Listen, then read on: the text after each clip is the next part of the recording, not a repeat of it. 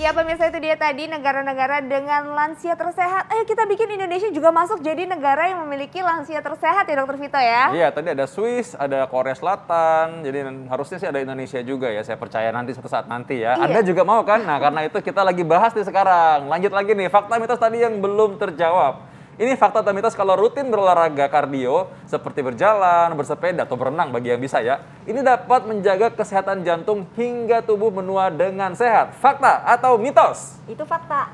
Karena dengan berolahraga seperti kardio, kita akan meningkatkan kualitas dari jantung. Seperti kontraksi jantung ataupun fungsi jantung itu akan membaik.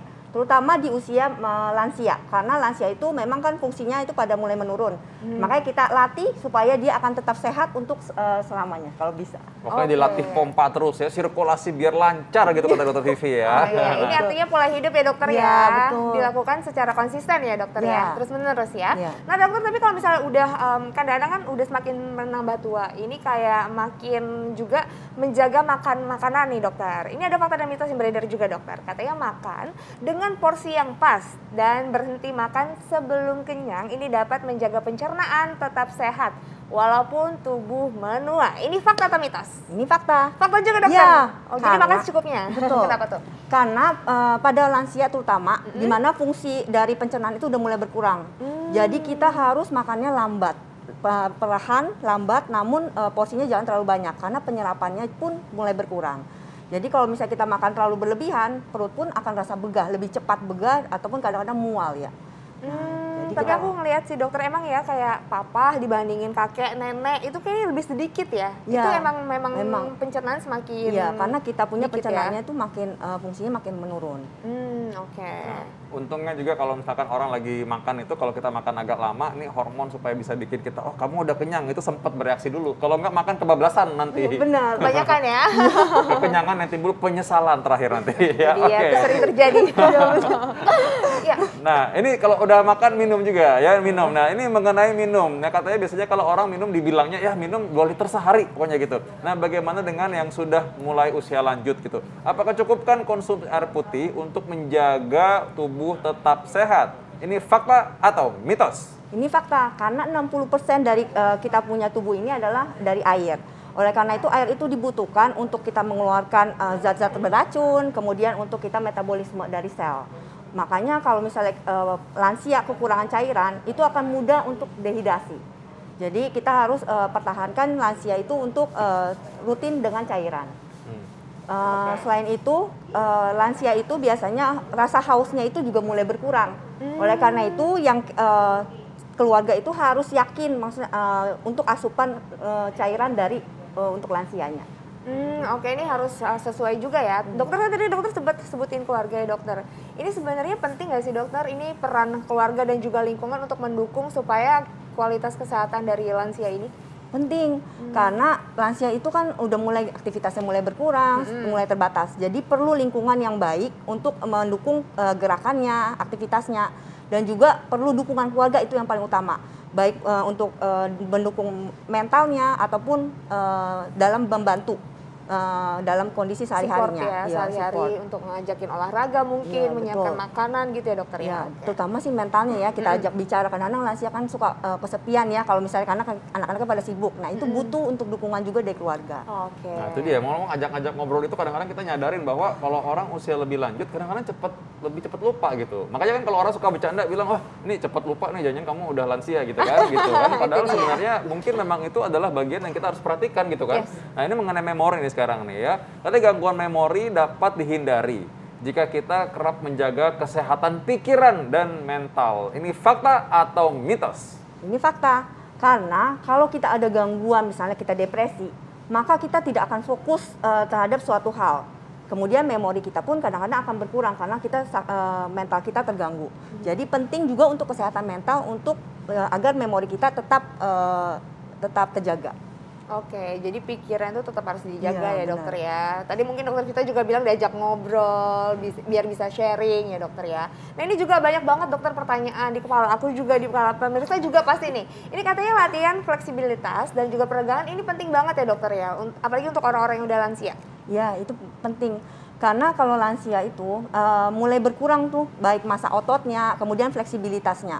Oleh karena itu kita harus latih agar massa ototnya itu terbentuk dengan latihan fleksibilitas, strengthening, kemudian dengan exercise aerobik supaya massa ototnya itu tetap terjaga.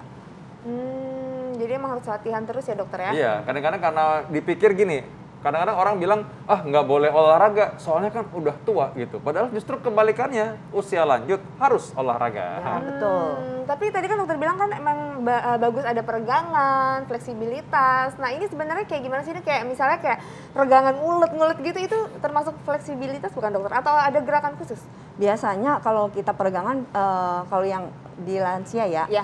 kita kadang-kadang suka yang lansia itu kayak tai chi kayak gitu, kan ada peregangan. Kemudian yoga, nah itu juga bisa bagus.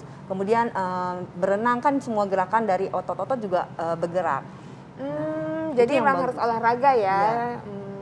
Nah tapi berenang ini apakah untuk orang yang lanjut usia ini harus benar-benar berenang atau kayak cuman berendam-berendam bergerak-gerak dikit gitu atau gimana tuh dok? Biasanya kalau lansia itu sesuai dengan kemampuan ya. Ada juga yang di dalam kolam renang itu namanya senam air untuk lansia. Tapi kalau dia memang bisa berenang, diperbolehkan untuk berenang karena semua aktivitas ototnya akan mulai bergerak, aktif di air. Oke, baik. Nah, Itu jadi dia ya. otot penting, kelentukan, fleksibilitas tuh pentingnya supaya menua dengan gracious ya, Yeah. dengan enak gitu ya, menua dengan sehat. Nah, ada lagi tuh yang menjadi kadang-kadang bahan ledekan nih orang-orang nih. Kadang-kadang soal dibilang, kenapa nggak bisa lihat ya jarak jauh? Oh, udah mulai usia nih gitu kan. Nah, ini mata ini kadang-kadang menjadi tanda bahwa seorang sudah lanjut usia gitu. Ini katanya kalau misalkan dibilang jaga kesehatan mata, ini bisa menggunakan kacamata hitam. Itu fakta atau mitos tuh ceritanya tuh? Itu fakta. Ah. Karena dengan matahari, UV matahari itu UVA atau UVB yang terkena mata akan merusak mata dalam waktu yang lama. Dalam waktu short or long term bisa merusak mata, terutama retina. Jadi kadang-kadang kita sering terkena sinar matahari. Jadi dia akan mempercepat katarak atau degenerasi di matanya kalau langsung terkena. Oleh karena itu kita butuh adanya sunglass. Jadi tapi harus yang memang mengabsorb dari UV-nya. Oh, jadi Misalnya harus 90%. ada standarisasi Iya, khusus jadi ya? harus ada Harus gimana, standar. Dok? 90% dia absorb dari UV-nya, kacamatanya. Jadi bukan kacamata yang kita beli sembarangan.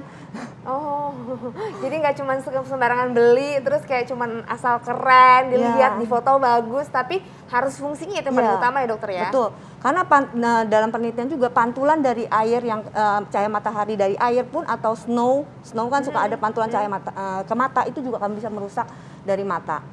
Kadang-kadang bisa peradangan dari kornea matanya ataupun bisa juga ke retinanya. Ini jangka Ternyata hal-hal panjang. sederhana bisa membuat seorang menua tapi dengan tetap sehat ya. Ya, Oke, betul. tipsnya dokter supaya pemirsa kita menua dengan sehat. Untuk hidup tua menua dengan sehat harus latihan dari awal ataupun latihan dari fisiknya. Kemudian harus adanya nutrisi yang seimbang. Kemudian bersosialisasi juga dengan seusianya atau dengan keluarga agar mentalnya pun jadi sehat. Jadi Oh, jangan jadi- pensiun begitu aja ya. Ya, Harus tetap benar. ada kegiatan Ya, gitu ya. betul. Tetap bisa ada olahraga, aktivitas fisik juga ada, dan tadi tetap bisa ada hubungan dengan keluarga Ya. gitu ya. Ya, Oke, ya, baik. baik. Terima kasih Dokter Vivi. Terima kasih dokter, Terima kasih. informasinya luar biasa sekali. Makasih dokter. Mudah-mudahan kita semua bisa terus sehat ya, walaupun sama-sama udah pasti menua ya. Nah, Tapi ini kayaknya, aduh lagi musim pancaroba nih dokter Vito. Masih sering banget teman-teman di sekeliling aku, keluarga di sekeliling aku, itu pilek, batuk, terus demam. Aduh, ini sering banget kejadian. Nah, itu apa saja sih penyakit-penyakit di musim pancaroba yang harus kita hindari, bagaimana mencegahnya dan bagaimana menanganinya? Kita akan bahas saat lagi, tetap di Hidup Sehat.